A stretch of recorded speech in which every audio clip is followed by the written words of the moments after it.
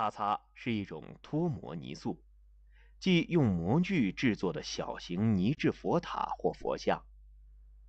在西藏的玛尼堆、经幡、佛塔、圣山洞窟、神湖边以及转经路上，都可以见到它小巧精致的身影。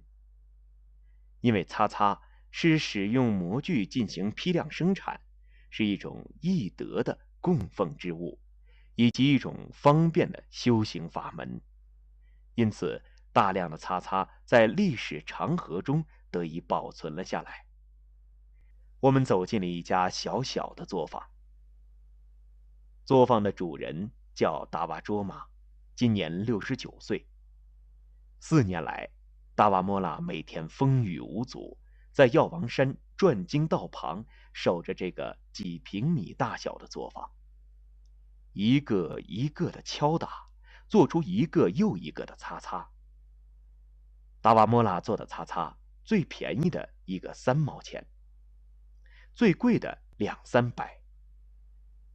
莫拉告诉我们，他远在昌都的父亲也在制作擦擦，这是一件做功德的好事。在西藏，还有一些擦擦是用十分珍贵的材质制成，它们有着特殊的作用或高昂的价值，比如擦擦中的明擦、古擦、药擦、布擦等。这些都是信徒梦寐以求的圣物，收藏者千金难求的精品。药王山下敲打模具、印制擦擦的咚咚声还在延续。擦擦这种宗教艺术品还将延续着它的生命。